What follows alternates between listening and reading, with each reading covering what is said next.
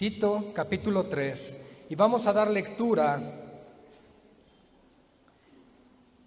del versículo 1 al versículo 11 y después oramos. Dice la palabra del Señor: recuérdales que se sujeten a los gobernantes y autoridades, que obedezcan, que estén dispuestos a toda buena obra, que a nadie difamen, que no sean pendencieros, sino amables, mostrando toda mansedumbre para con todos los hombres. Porque nosotros también éramos en otro tiempo insensatos, rebeldes, extraviados, esclavos de concupiscencias y deleites diversos, viviendo en malicia y envidia, aborrecibles y aborreciéndonos unos a otros. Pero cuando se manifestó la bondad de nuestro Salvador y su amor para con los hombres, nos salvó, no por obras de justicia que nosotros hubiéramos hecho, sino por su misericordia, por el lavamiento de la regeneración y por la renovación del Espíritu Santo, el cual derramó en nosotros abundantemente por Jesucristo nuestro Salvador, para que, justificados por su gracia, viniésemos a ser herederos conforme a la esperanza de la vida eterna. Palabra fiel es esta, y en estas cosas quiero que insistas con firmeza, para que los que creen en Dios procuren ocuparse en buenas obras. Estas cosas son buenas y útiles a los hombres. Pero evita las cuestiones necias y genealogías y contenciones y discusiones acerca de la ley, porque son vanas y sin provecho. Al hombre que cause divisiones después de una y otra amonestación, deséchalo, sabiendo que el tal se ha pervertido y peca y está condenado por su propio juicio. Vamos a orar. Amado Padre,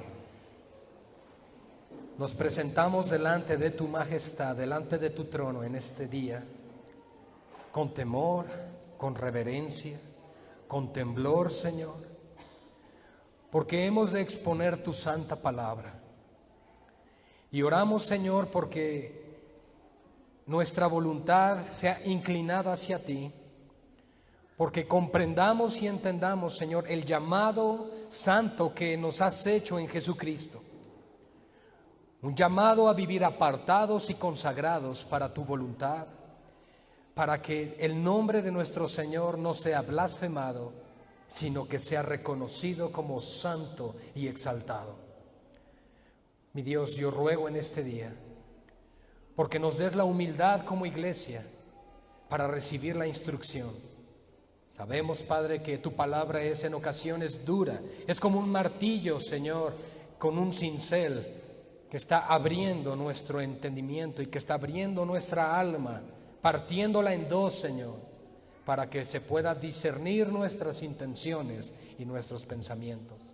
Por lo cual, ante tu palabra oramos por humildad, para que seamos quebrantados en el orgullo y podamos ser sometidos al señorío de Cristo. Te pido por mi propia vida, Señor. Yo reconozco mi debilidad, mi fragilidad, y que soy incapaz de hacer esto si tú no estás conmigo. Ayúdame a hablar tu palabra, con sabiduría de tu palabra y no palabra de hombre. Oramos todo esto en el nombre de nuestro Señor Jesucristo. Amén y amén. El estar expuestos delante de la palabra de Dios debe de traer al corazón de todo creyente un temor reverente. Cuando las escrituras se abren y se comienza a leer la escritura, Dios está hablando. No porque el predicador esté hablando, sino porque estamos hablando la palabra que Dios inspiró. Y toda escritura es inspirada por Dios. Eso significa que cada palabra que tú y yo leemos en las escrituras, Dios está hablando. Es por eso que nosotros como iglesia debemos entender la reverencia que debemos tener ante las santas escrituras. No es un acto religioso, sino es un acto de respeto y de humildad ante aquel que lo ha dado todo por rescate de nuestras almas. Este capítulo 3 de la carta del apóstol Pablo dirigida a Tito es la tercera de 3 cartas que el apóstol dirige tanto a Timoteo como a Tito con el propósito de instruir a sus discípulos para cómo llevar y guiar una iglesia, cómo poder coordinar una iglesia, cómo poder desarrollarse y desenvolverse dentro de una congregación y cómo poder entender que somos llamados a la sana doctrina y también a las buenas obras. Ese es el objetivo de Tito capítulo 3. Las 3 cartas que acabo de mencionar, primera de Timoteo, segunda de Timoteo y Tito, son conocidas como las cartas pastorales dentro del canon bíblico, dentro de las 13 cartas que el apóstol Pablo escribió. El apóstol Pablo escribió 1/3 del Nuevo Testamento y encontramos en estos pasajes las instrucciones precisas para el orden y para el crecimiento genuino de una iglesia local. Toda iglesia que ha sido confirmada y establecida por el Señor debe mirar atentamente y diligentemente los escritos que están en estas cartas. Y estamos cerrando, por decirlo así, en este pasaje, todo lo que Pablo ha venido hablando a Tito. En el capítulo 1 hablaba precisamente de la estructura del gobierno de una iglesia local, que entendemos por los ancianos, los diáconos y los congregantes nominales. El segundo capítulo de la carta de Tito nos viene hablando referente a la sana doctrina, la cual tú y yo debemos buscar en todo momento, en todo lugar. Nosotros debemos de buscar la palabra de Dios para que guíe nuestros pasos y nuestro entendimiento. Y también este capítulo 3 se enfoca en las buenas obras que nosotros como creyentes debemos tener. Por lo cual he titulado el mensaje del día de hoy, Viviendo a la luz de la redención. Es el tema de hoy, viviendo a la luz de la redención. Nosotros debemos comprender y entender, hermanos, que hemos sido redimidos, rescatados, comprados nuevamente por la sangre de nuestro Señor Jesucristo. Nuestro Padre eterno dio a su propio Hijo en rescate por nosotros. Yo creo que el versículo más famoso en las Escrituras es Juan 3:16, que nos dice: de tal manera amó Dios al mundo que ha entregado a su Hijo para que todo aquel que crea en Él no se pierda, mas tenga vida eterna. Pero nos podemos dar cuenta, en primer lugar, que ese versículo no nos está hablando de universalismo, no nos está hablando que todos los seres humanos se van a salvar. Está claramente cerrando esa exclusividad de salvación, si la quieres ver así, para todo aquel que cree. Ahora, hay muchos que podemos profesar creencia, un mero intelectualismo con referencia a las Escrituras y decir: sí, yo creo en Jesús, yo sé quién es Jesús, pero la realidad es que nuestra vida no está sujeta a la Escritura, a la palabra de Dios. Algo que debe caracterizar a todo cristiano y todo creyente es un genuino amor por Cristo y un genuino amor por su iglesia. Y Él claramente dice: el que me ama, mi palabra la guarda, la atesora, la guarda en su corazón como un tesoro grande y valioso, como si no hubiese otra cosa con mayor valor en este mundo. Y no la hay, de hecho, porque la palabra de Dios tiene el mayor valor que pudiese tener. El Salmo 138 nos habla a nosotros de que Dios ha exaltado por encima de todas las cosas su nombre y su palabra. Así que, iglesia amada, no podemos menospreciar la palabra de Dios. Yo sé que hay ciertos movimientos sectarios e incluso algunos movimientos con el título cristiano que han dejado a un lado ya las Escrituras, como si fuese algo obsoleto, algo que ya pasó de moda, pero nosotros sabemos, amados hermanos, que en la palabra de Dios se encuentra el Evangelio de nuestro Señor Jesucristo, que es el poder de Dios para salvar. Y por lo tanto nosotros no podemos alejarnos de las Escrituras, no podemos edificar una vida fuera de la Biblia, no podemos edificar una vida fuera de lo que Dios ya habló a través de su palabra. Solo la palabra de Dios es veraz, solo la palabra de Dios es vida, solo la palabra de Dios transforma el corazón del hombre pecador. Así que Pablo, teniendo el entendimiento de esto, escribe este capítulo 3 a Tito.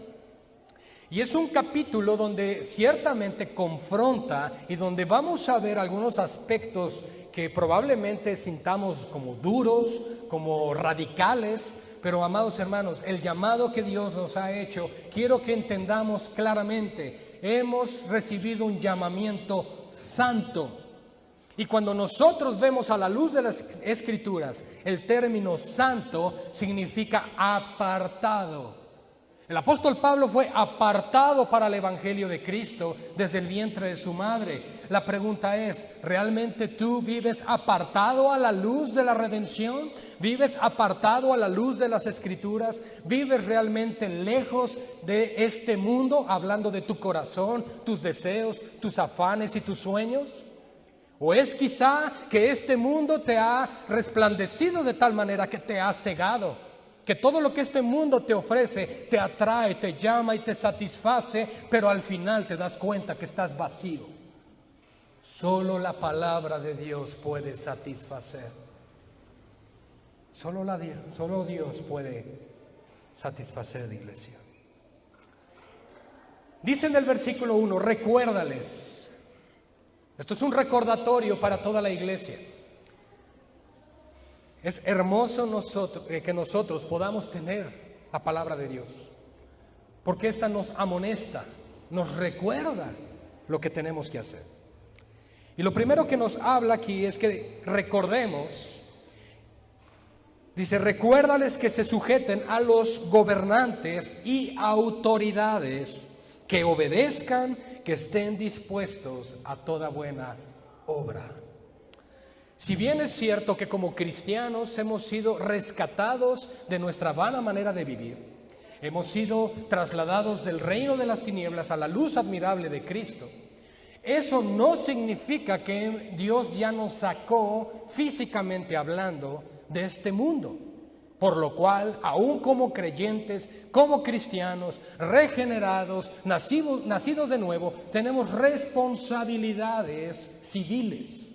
Y eso, mis amados hermanos, el apóstol Pablo exhorta a Tito, en este caso, a que le recuerde a la iglesia que debe de haber sujeción a las autoridades. Y en este caso está hablando a las autoridades gubernamentales o civiles y también las autoridades eclesiásticas o dentro de la iglesia.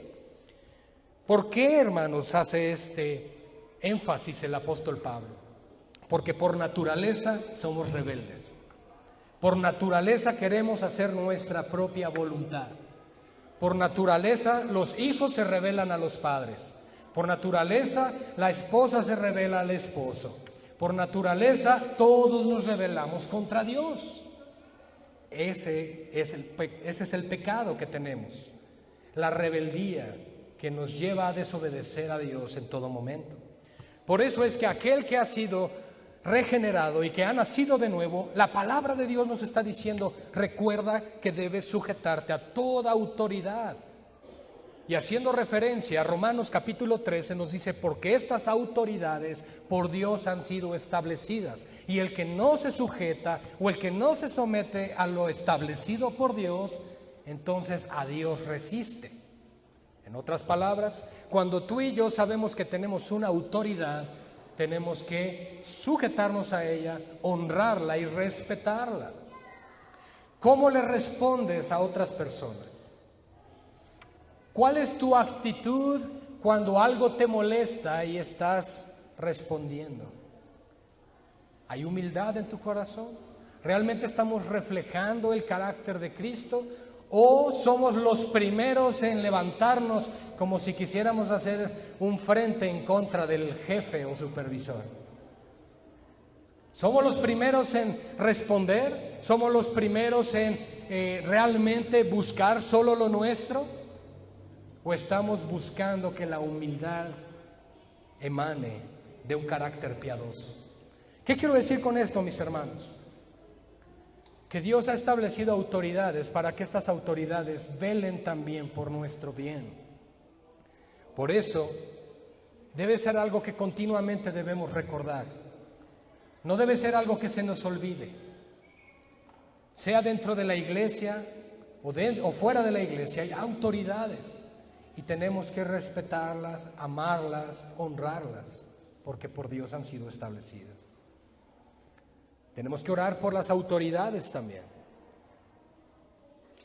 Y nos dice aquí en la segunda parte del versículo 1 que obedezcamos también. O sea, no solamente debemos sujetarnos, sino también obedecer.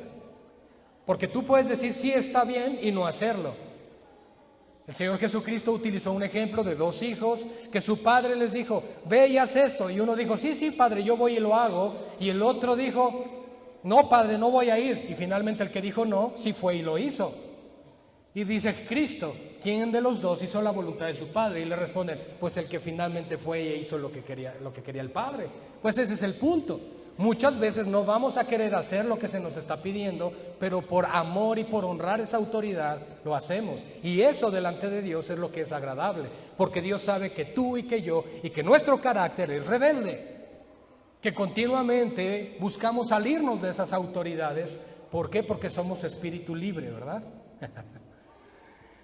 Entonces, mis hermanos, tenemos que recordar que no somos espíritus libres, que hemos sido comprados por la sangre del Cordero, que Dios es nuestro dueño. Por lo tanto, nos dice el verso 2, que a nadie difamen. ¿Sabes que tú deberías de ser el primero, incluso por ejemplo en tu trabajo, cuando hay alguna injusticia? Probablemente hay alguna injusticia laboral, de sueldos, de horarios, etcétera.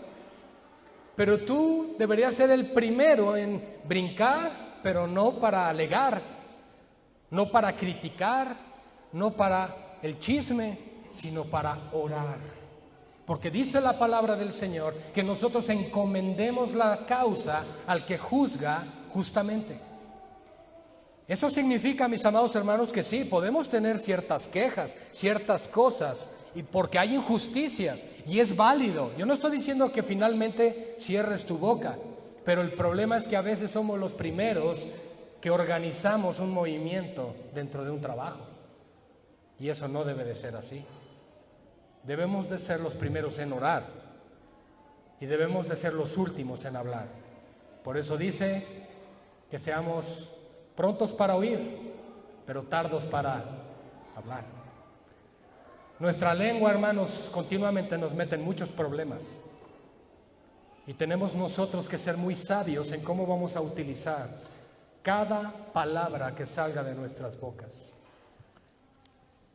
Que a nadie difamen, que no sean pendencieros, es decir, en pleitos, sino que seamos amables, mostrando toda mansedumbre para con los hombres. ¿Pero cuáles hombres? Dice ahí, todos. Todos los hombres merecen respeto. Todos los hombres merecen que un creyente le trate con toda humildad, respeto y amor, porque somos hijos de Dios. Tú y yo debemos ser los últimos que debemos fomentar el famoso y eso que es cristiano, y eso que es cristiana. Somos los últimos que deberíamos de fomentar eso. Deberíamos de ser los más serviciales, los más trabajadores en todo lo que hacemos. Un hijo de Dios no puede ser perezoso, un hijo de Dios no puede vivir de esa forma. Por lo tanto nos dice que seamos amables, mostrando toda mansedumbre. Hermanos, esto es mostrar el carácter de Cristo. La obra que el Señor ha hecho en nuestras vidas se va a poder hacer evidente a través de los tratos con nuestros semejantes. Dios va a usar a tu jefe, a tu esposo, a tu esposa, a tus hijos, a tus padres para formar tu carácter. Dios quiere trabajar contigo. Nuestro clamor y oración nunca debe de ser que Dios cambie a los demás, sino que trate con nosotros. Dios se encarga de los demás. Tú sé responsable por ti mismo. Date cuenta, sé humilde y reconoce de qué batallas o en qué batallas o de qué pie cojeas, si lo quieres ver así. ¿Cuáles son tus debilidades? ¿Cuál es tu fragilidad? ¿En qué área de tu vida o áreas sabes que eres quebrantable? Y entonces clama al Señor con todo tu corazón. Iglesia, debemos orar al Señor y pedirle: Padre, cámbiame, cámbiame, no quiero seguir como soy, no quiero ser así, te quiero agradar a ti, Señor. Ese es el clamor que debe de existir en la iglesia. No podemos seguir igual. A la luz de las Escrituras no podemos seguir igual. Por eso debemos ser recordados continuamente con estas palabras. Que no hablemos mal de las autoridades.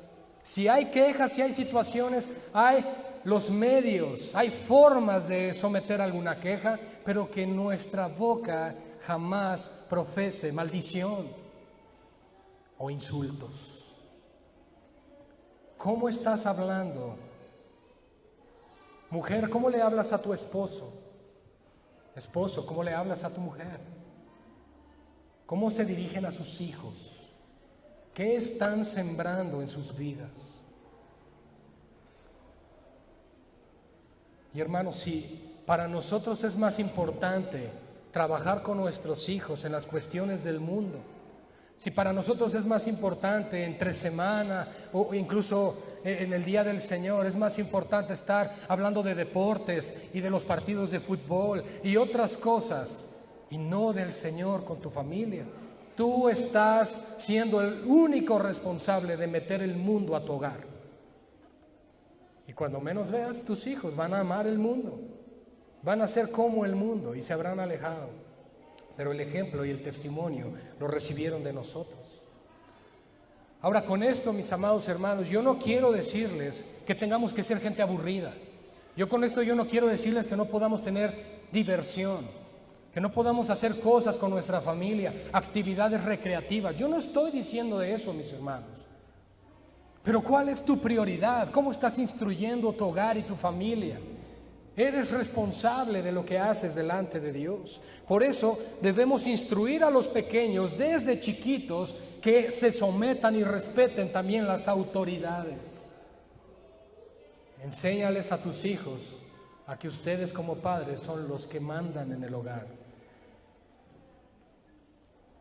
Si tu hija no aprende a respetar a sus padres, no va a respetar a su esposo. Y si tu hijo no aprende a respetar a sus padres, no va a respetar a su mujer.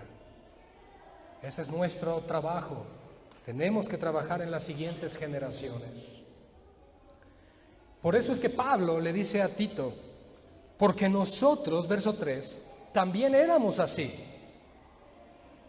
Pablo está haciendo una referencia a la debilidad que sabe que hay en nosotros como carne. Sabe que nos podemos irritar, que nos podemos enojar, que nos podemos angustiar, que nos podemos cansar y decir: basta, ya no quiero nada de esto. Él lo sabe también. Por eso es que la iglesia debe estar continuamente recordando y meditando en la palabra santa de Dios, que es nuestro alimento, nuestro refrigerio, lo que nos dice: tú puedes seguir adelante, Dios te esfuerza, Dios te da la ayuda que necesitas. Mis amados hermanos, es en Dios donde hallamos nuestra fuerza, es en Dios donde encontramos nuestro socorro cuando viene el desánimo, cuando viene la tristeza, cuando el grito de angustia clama desde tu interior y dice: Señor, ya no puedo más. Es entonces cuando tienes que venir a la palabra del Señor, decirle: Padre, no puedo, ayúdame, he vivido en mis fuerzas y no quiero hacerlo más. Por eso nosotros también éramos en otro tiempo insensatos. No entendíamos, éramos rebeldes, dice Pablo. Estábamos extraviados. Eso significa que no hallábamos el rumbo, no encontrábamos un camino. Y si tú te encuentras en esta mañana diciendo: es que no sé por dónde, ya no sé ni por dónde buscarle, ven a Cristo. Él es el camino, hermano. Ven a Él, Él es el que te puede ayudar. No busques otros caminos. Probablemente puedas encontrar el camino ancho, pero ese camino ancho te llevará a la perdición. Tienes que encontrar ese camino angosto, ese camino estrecho, donde la puerta es Cristo mismo. Éramos en otro tiempo insensatos. Yo lo era, rebelde también, extraviado, por supuesto. Esclavos de concupiscencia, claro que sí. Y deleites diversos, claro. Si algo nos gustaba, era darle rienda suelta a la carne, satisfacer los apetitos de nuestra carne en toda índole. drogas, alcohol, sexo, vicios, sin importar cuál sea, pero nunca lográbamos saciar. Pero gracias podemos dar a Cristo, que el Señor nos rescató de esa vana manera de vivir. Nosotros éramos así, esclavos. Fíjense, la palabra esclavos es una palabra griega que se dice doulos. Y esa palabra significa realmente una esclavitud de la cual tú y yo no podemos soltarnos. No hay manera de hacerse libre de la esclavitud del pecado. Generación tras generación el pecado viene desde Adán hasta el bebé que acaba de nacer en el último segundo. Todos somos pecadores delante de Dios. Todos merecemos el infierno. Todos merecemos un juicio donde se nos sentencie eternamente separados de Dios. Todos aquí. Dios podría entrar en este momento con una columna de fuego y desintegrarnos a todos, y Él seguiría siendo justo, santo y bueno, porque la paga del pecado es la muerte. Quita de tu mente la idea de que Dios solapa tu pecado y tu estilo de vida desagradable delante de Él. Permite más bien que el fuego de su Espíritu Santo queme toda impureza en tu interior, tus pensamientos. ¿Con qué batallas? ¿Tu boca? ¿Pornografía? ¿Cuál es tu problema? Ven a Cristo y dile: Señor, no puedo y no quiero vivir así. Y que el Señor nos limpie. También agrega Pablo que además de vivir en esclavitud de estas concupiscencias y los deleites, también vivíamos en malicia y en envidia. En otras palabras, un creyente ya no debe tener esa malicia. ¿Qué entendemos por malicia? Pues el procurar que a otro le vaya quizá mal para que a nosotros nos vaya bien, nos beneficiemos de ese mal. La malicia y la envidia me llama mucho la atención de que Pablo las pone juntas. Porque muchas veces cuando hay envidia en nuestro corazón, ay, mira, tal hermana está sirviendo más al Señor, voy a inventar algo para que la quiten y yo me quede en su lugar. ¿Creen que suceda? ¿Creen que pueda pasar algo así? Yo creo que sí. Yo creo que sí puede pasar. Por eso, es claro Pablo diciendo: recuérdales esto, para que dentro de la iglesia su comportamiento sea íntegro, su comportamiento sea santo. Y al decir dentro de la iglesia no me refiero a estas cuatro paredes, sino en Cristo. Por lo cual tu comportamiento dentro y fuera de este lugar debe de ser el mismo a los ojos de Dios. Por lo tanto, debe ser igual. Y si no lo hacemos, somos hipócritas. Si yo aquí vengo y pongo cara de santo y afuera vivo para mi carne, soy un hipócrita. Y lo peor de todo es que Dios lo ve. Y lo peor de todo es que le pido: Dios, ayúdame, bendíceme, respáldame. Pero no será así. Tarde o temprano vendrán las consecuencias de lo que hacemos. Siembra bien en tu vida, trabaja bien en tu vida, haz bien en tu trabajo, esfuérzate en tu hogar, en tu casa, en tu negocio. Haz lo que tengas que hacer, pero haz todo para la gloria de Dios. Y cuando dice la Escritura que todo lo que hagamos, sea de comida o de bebida, se haga para la gloria de Dios, tiene que realmente glorificar al Dios de la Biblia. Y Pablo entonces le dice a Tito, éramos así, recuérdales esto, para que no vivan de esta forma, porque nosotros éramos así, pero gracias a Dios, dice en el verso 4, pero cuando se manifestó la bondad de Dios, nuestro Salvador, y su amor para con los hombres, nos salvó. Hermanos, ¿de qué nos salva el Señor? Hemos aprendido aquí que lo primero de lo que Dios nos salva es de Él mismo. Terrible cosa es caer en las manos del Dios vivo. Lo primero de lo que te libró Dios al rescatarte en Cristo es de caer en sus manos. Pero lo segundo, en este momento, aquí y ahora, te salva de vivir las consecuencias de tener un comportamiento de este tipo. porque todo lo que sembramos cosechamos. Y si tú y yo vivimos de esta manera, en pecado, rebeldes, desobedientes, entonces viviremos las consecuencias y Dios nos las quiere evitar. Dios nos está diciendo en su palabra: no quiero que vivas así, no quiero que estés de esa forma, no solo para agradarme a mí, diría el Señor, sino para evitarte la aflicción, el dolor y el sufrimiento. Por eso es que Pablo le recuerda a Tito: nosotros éramos así, vivimos esas consecuencias, pero alguien que está en Cristo ya no puede vivir así. Es lo que está diciendo Pablo. No podemos seguir igual.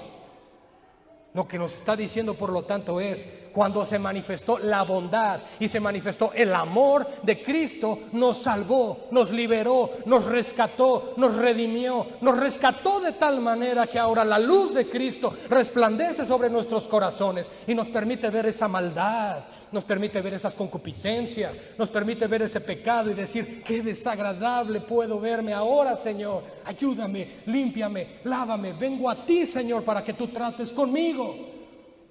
Mis hermanos, tenemos que derramar nuestro corazón delante de Dios.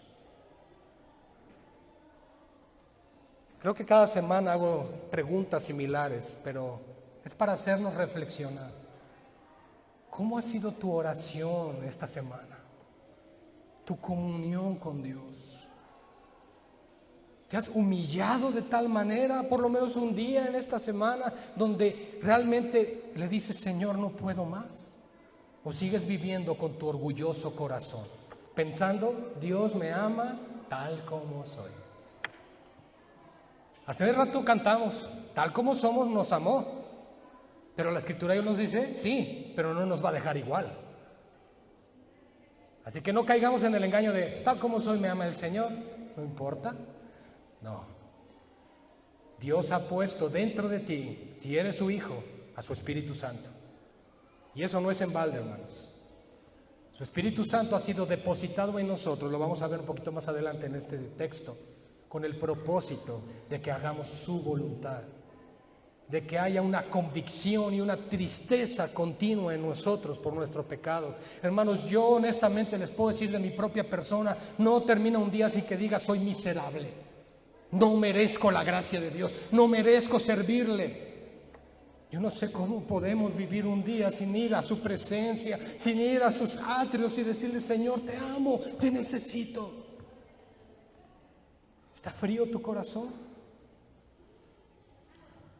¿Qué pasa? ¿Qué pasa, iglesia? ¿Qué pasa con nosotros? ¿Qué ha apagado ese amor por Cristo? Si es que lo había. ¿Qué ha apagado esa pasión por el Señor? La respuesta es muy sencilla: tú.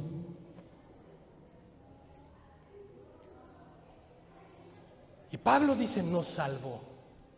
Y para él esa es la esperanza, es la seguridad que encuentra en su Señor.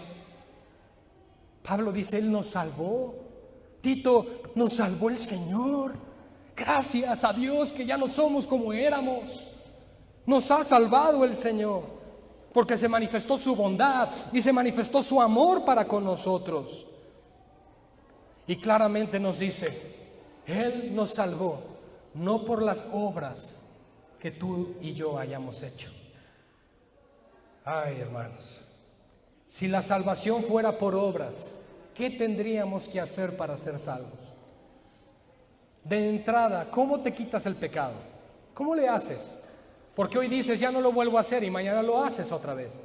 ¿Cómo trabajamos con eso? ¿Cómo nos quitamos ese pecado de encima? Dios se proveyó un medio: Jesucristo. La sangre de su Hijo, la sangre pura y santa derramada en esa cruz, fue la que es capaz, o es la que es capaz de lavar tu pecado, tu maldad delante de Dios. Es la sangre valiosa del sacrificio en la cruz del Calvario la que nos puede dar a nosotros el perdón de nuestros pecados. Pablo lo aclara: nos salvó, y no por obras que nosotros hubiéramos hecho, sino por su misericordia. Pablo no hace más que exaltar las obras de Dios, las maravillas de Dios, los atributos de Dios. Él es bueno, Él es amoroso, Él es misericordioso, y eso nos ha dado salvación. Eso es lo que Pablo quiere resaltar aquí y decirle: hermano, date cuenta de lo que Dios ha hecho con nosotros, para que tú se lo comuniques a la iglesia, para que tú se lo recuerdes. Por favor, iglesia, tenemos que trabajar en nuestra comunión con Dios. Tenemos que trabajar en nuestra devoción a Dios. Tus problemas son grandes, ora más. Tus problemas son aún más grandes, pues ora más aún. Ve a Dios, ve a Cristo. No te quejes, ve al Señor y quéjate con Él. Dile: Señor, me está pasando esto, es una injusticia. Bueno, y probablemente el Señor hasta nos muestre: sí, pero tú lo propiciaste. Bueno, entonces hay que trabajar con eso también. Necesitamos ir a Cristo para que Él nos muestre la condición de nuestro corazón. Nos salvó no por obras que hubiésemos hecho, sino por su misericordia. Y aquí, por lo tanto, nos aclara: por el lavamiento de la regeneración y por la renovación del Espíritu Santo. Es decir, necesito ser lavado y necesito ser regenerado. Es lo que le está diciendo Pablo a Tito. Jesús no solamente nos salvó, y no nos salvó solo por obras, pero tampoco no solamente nos está salvando y nos deja igual. Dios hace una obra poderosa en nosotros. Nos lava y nos limpia. Nos salvó. Ahora, la regeneración. Lo que viene a nosotros, mis hermanos, por el lavamiento del Espíritu Santo, es el nuevo nacimiento. Todos aquí necesitamos nacer de nuevo. Si no has nacido de nuevo, necesitamos nacer de nuevo. Charles Spurgeon decía: qué terrible ha de ser irse desde las filas de la iglesia al infierno, pero más terrible sería irse desde el púlpito. Mis hermanos, ¿qué quiero decir con esto? Que lo que nos hace cristianos y lo que da evidencia o muestra verdaderamente nuestra salvación delante de Dios son los frutos. Nuestro Señor Jesucristo claramente dijo: los frutos son los que dan evidencia. Probablemente tú piensas: es que ¿cómo sé si realmente? ¿Cómo saber si soy cristiano? ¿Cómo saber si realmente Dios está conmigo? ¿Cómo saber si realmente estoy obedeciendo la palabra del Señor? Los frutos. Los frutos. No hay otra manera. Jesús dejó muy claro: con los frutos los van a conocer. Y Él dejó muy claro: los frutos, no los dones, no los talentos. Ay, toca muy bien un instrumento. Ay, predica muy bien, ha de ser un gran cristiano. No, no son los talentos, no son los dones, son los frutos. Ahora, lo que me llama mucho la atención es que en Gálatas 5:22 no dice más los frutos del Espíritu, sino que lo maneja en singular, dice más el fruto del Espíritu. Eso significa que es un solo fruto que se manifiesta de diferentes formas. ¿Y cómo se va a manifestar el fruto del Espíritu Santo en nuestras vidas? Con amor. Amor unos por otros. Un amor por Dios, un amor por su palabra, un amor por la iglesia, un amor por adorarle, etc. El gozo de su salvación. Cuando el rey David pecó contra Dios, cometiendo adulterio con Betsabé y además de haber mandado a matar a su esposo al frente del ejército, en el Salmo 51 claramente dice: devuélveme el gozo de tu salvación. El vivir en pecado cuando estamos en rebeldía contra Dios no nos da gozo, al contrario, nos mantiene de una manera tan humillada, aplastada, como un peso que no podemos tener. Si tú y yo hemos pecado y no nos hemos arrepentido, viene sobre nosotros condenación incluso, viene convicción de ese pecado que nos aplasta. Ahora, la convicción viene del Espíritu Santo y la condenación viene del diablo. Ambas al principio se sienten igual, pero el propósito de la condenación es aplastarte, mientras que el propósito de la convicción es restaurarte. Cuando nosotros pecamos contra Dios, los dardos de fuego del enemigo vienen con pensamientos que nos dicen: tú no vales. ¿Ya ves? Le volviste a fallar. ¿No que muy santo? ¿No que ya habías prometido que no ibas a volver a hacer esto o aquello? ¿No que ya te ibas a congregar cada 8 días? Y viene esa voz. Pero también viene la voz del Señor que nos dice: has pecado contra mí. Arrepiéntete para que estemos a cuentas. Tú decides a qué voz le haces caso. Tú decides qué haces con las ofensas. Tú decides qué haces cuando alguien te hace algo. ¿Cómo respondes? ¿Voy a responder con odio? ¿Con rencor? Ay, es que hay algo que no he podido sacar porque no puedo perdonar. ¿O vas a venir a los pies de Cristo y le vas a decir: Señor, ayúdame a perdonar, porque esta herida me ha lastimado mucho, pero quiero ser como tú, que nos has perdonado a nosotros todos nuestros insultos, todos nuestros pecados, todas nuestras faltas? Por eso Él nos salvó, hermanos, por amor, por misericordia. Y Él derramó a nosotros abundantemente de su Espíritu por Jesucristo nuestro Salvador. ¿Saben? Dios no da el Espíritu por medida, dice la Escritura.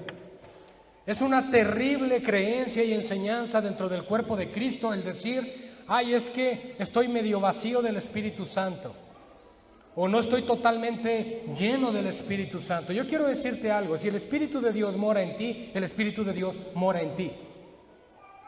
La gran diferencia cuando sí nos habla en Efesios capítulo 5 de estar continuamente llenos del Espíritu, eso no significa que el Espíritu Santo se te salió por el dedo del pie. Lo que significa es que tú debes de orar, debes congregarte, debes adorar, debes leer la Biblia para estar llenándote continuamente del Espíritu del Señor. Porque la palabra del Señor es el espíritu de la profecía, dice la Escritura. Eso es lo que hay que hacer: venir a Cristo, satisfacernos en Él y llenarnos en Él. Él derramó de su Espíritu Santo, verso 6, en nosotros abundantemente por Jesucristo nuestro Señor. Recuerden que Jesucristo fue el que intercedió. Él fue el que dijo: voy a ir al Padre y rogaré para que envíe al Consolador. ¿Quién es el Consolador, iglesia? El Espíritu Santo. La tercera persona de la Trinidad es Dios Espíritu. Dios Padre no es más Dios que el Hijo, ni es más Dios que el Espíritu. Los tres son Dios, los tres son uno, manifestado en 3 personas. Solo un Dios manifestado en 3 personas, no 3 dioses, un solo Dios. Nos ha dado de su Espíritu Santo para que, justificados por su gracia, dice el verso 7, viniésemos a ser herederos conforme a la esperanza de la vida eterna. Hermanos, lo que Pablo le está diciendo a Tito aquí es, desde un principio: recuérdales que deben sujetarse y que deben someterse a toda autoridad, a todo gobernante. Por el otro lado le dice: porque nosotros también éramos así. Y eso es muy importante, hermanos. Nunca juzguemos a otros porque nosotros somos igual. ¿Qué les parece eso? Es muy fácil decir: ay, es que si yo lo hiciera lo haría mejor. Ok, pero seguramente hay otro que lo va a hacer mejor que tú. Así que no te jactes, no eres mejor que otro. Porque si piensas eso, no has conocido el Evangelio. Todos somos menospreciables, pero Dios estimó con gran amor nuestras vidas por causa de Cristo. Así que ni el gran predicador famoso o aquel nacido de nuevo que nació hoy en las partes más profundas de una selva, uno no es más valioso que otro ante Dios. La sangre de Cristo se derramó por igual. Y Dios nos manda a nosotros entonces a no mirar a nadie por encima del hombro. Porque Cristo te amó de la misma forma y derramó su misma sangre tanto por ti como por un vagabundo. Todos somos valiosos delante de Dios y tenemos que demostrarlo.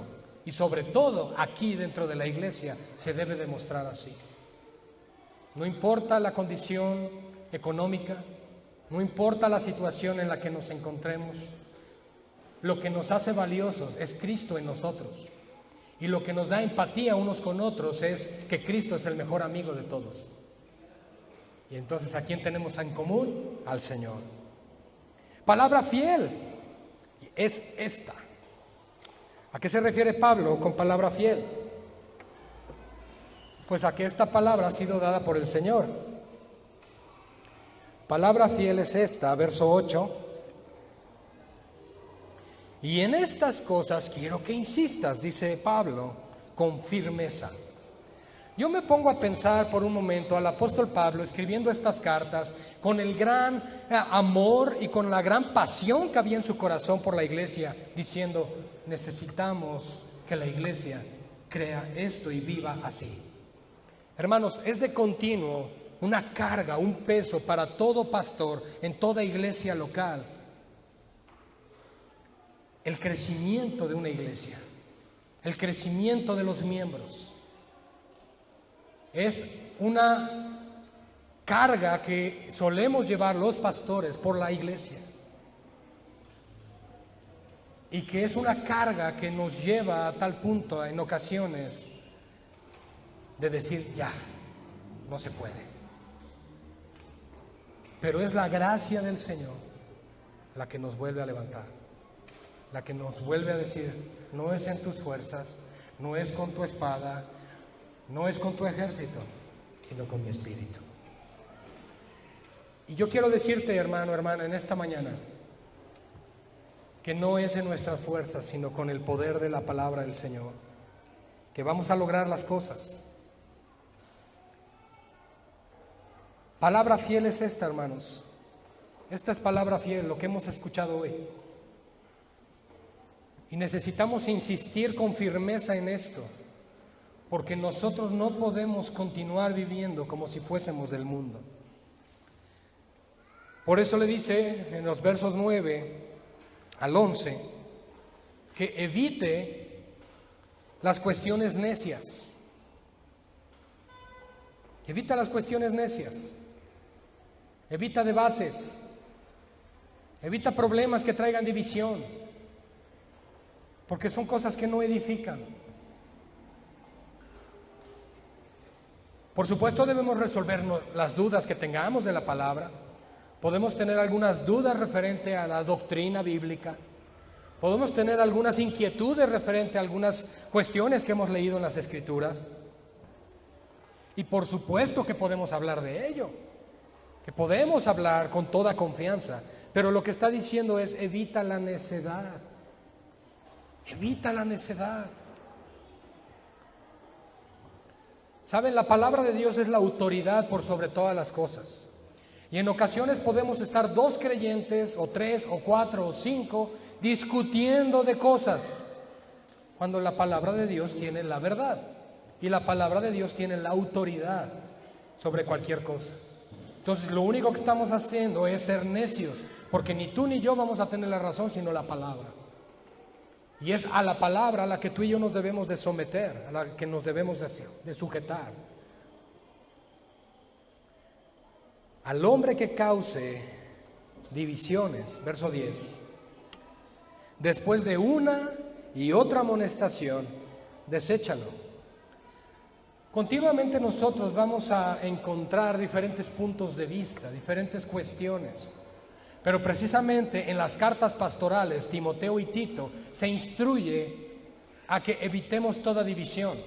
Ahora, ¿qué vamos a hacer si en una iglesia se está predicando un falso evangelio? ¿Vamos a dividir la iglesia? No. Se tiene que confrontar al liderazgo de la iglesia. Y si el liderazgo de la iglesia no toma cartas en el asunto, entonces te vas. Pero no debemos causar divisiones. Eso no se debe de hacer. Y tenemos que orar por aquellos que estamos dejando atrás, si es que estuviesen en una falsa doctrina. Pero aquellos que están dentro de una iglesia, que están causar división dentro de una iglesia es simple y es sencillo. Estar enseñando algo que no esté conforme a las Escrituras. Fíjense lo que acabo de decir. No es estar enseñando algo que no esté conforme a la visión de una iglesia o conforme a la visión de un ministerio, sino más bien que estén enseñando y promoviendo alguna enseñanza que esté fuera de lo que la Escritura establece. Si algo se está enseñando fuera de las Escrituras, esa persona está causando división, está causando confusión. Y las almas inconstantes, ¿cuál es un alma inconstante según las Escrituras? La que no lee la Biblia, la que no ora, la que no se congrega, la que le dicen rosa y dice rosa y después le dicen azul, sí es azul. Porque no saben, porque no conocen, porque no escudriñan, porque no son responsables de su vida espiritual. Pero si tú eres responsable de tu vida espiritual, si tú que estás aquí sentado hoy o nos están escuchando por las redes sociales, eres realmente responsable de tu vida espiritual, no solamente vas a tener tu Biblia, vas a tener Biblias de estudio, vas a tener diccionarios, vas a tener comentarios bíblicos para que nadie te engañe, para que tú puedas venir y decir, conozco lo que Dios quiso decir aquí. Y entonces poder discernir lo que sale desde un púlpito. Y decir, lo que se está predicando es del Señor, o lo que se está predicando es pura filosofía, o es puro humanismo, etcétera, etcétera. Si tú no eres responsable en tu estudio personal, nadie más lo va a poder hacer. Si tú no eres responsable en sentar a tu familia y tener devocionales con ellos todos los días, nadie más lo va a poder hacer. Yo no puedo ir a tu casa para hacer devocional contigo todos los días. Pero tú si estás ahí como varón o como mujer, si en este caso estás sola o eres tú la parte creyente, son responsables de hacer esto con sus hijos. Son responsables. Entonces, mis amados hermanos, debemos de evitar toda necedad. Debemos evitar toda contención, toda discusión acerca de la ley, hablando de la palabra. ¿Y saben por qué? Porque todos vamos a estar aquí como un solo hombre, en un mismo sentir, según Cristo Jesús. Y no vamos a estar aquí según lo que creamos y lo que pensemos, sino según lo que la palabra de Dios nos está mostrando.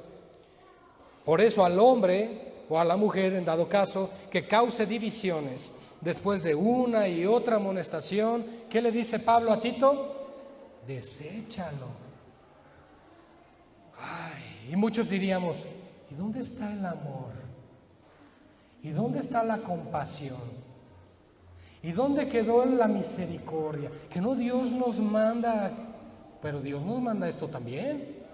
Y ese es el problema que nos encontramos cuando no conocemos todo el consejo de la palabra de Dios, porque vamos a moralizar las Escrituras, vamos a moralizar a Dios en todos los aspectos y no nos vamos a dar cuenta de las instrucciones precisas que Dios nos está dando también. En la iglesia debe haber orden y si alguien se está sublevando a las autoridades, deben de ser reprendidos según la Escritura.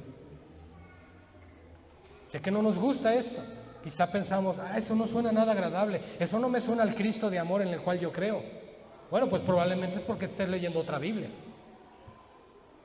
Pero la Escritura que Dios nos ha revelado nos manda esto, a que cuidemos a la iglesia, a que nos amemos unos a otros y a que seamos responsables en nuestra vida espiritual. Debemos evitar todo esto, pues sabiendo que el tal se ha pervertido y peca y está condenado por su propio juicio. Hermanos, concluyo con esto. Las Escrituras son nuestra fuente de autoridad. Y Pablo escribió a Tito para recordarle a la iglesia aspectos tan importantes como la sujeción y la obediencia a las autoridades. Y es muy importante dejar muy claro, un pastor es una autoridad y un pastor se le debe respetar, honrar y nos debemos sujetar a él. Pero, que quede claro, Hebreos 13:7 también nos dice que juzguemos el comportamiento del pastor a la luz de las Escrituras. Si tú ves que a la luz de las Escrituras tu pastor es bíblico, entonces sujétate, respétalo, ámalo.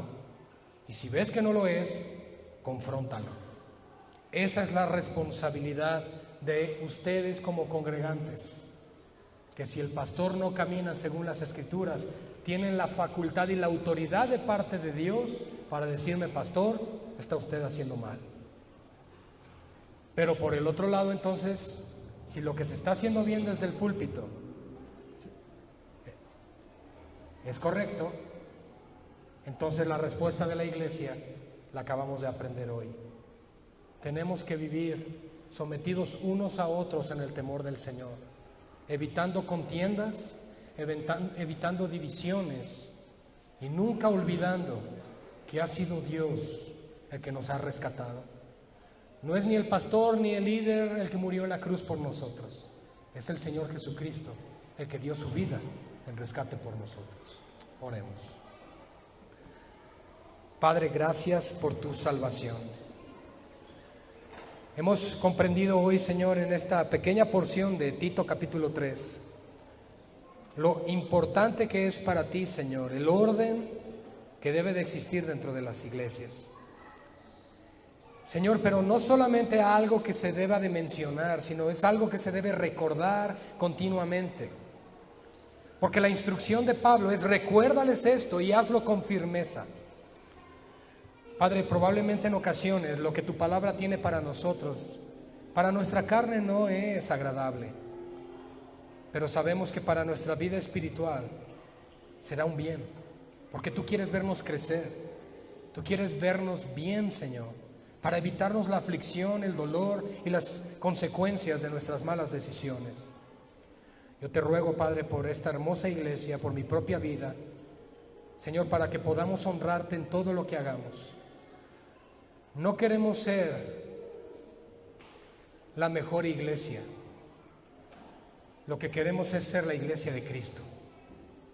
Yo te ruego que nos ayudes a la luz de tu palabra, a la luz de la redención como lo vimos hoy, cómo es como debemos de vivir, para que no nos jactemos nunca de nosotros mismos, para que nunca menospreciemos a los que están a nuestro alrededor, sino que nos des el amor para poder abrazar y ayudar al afligido.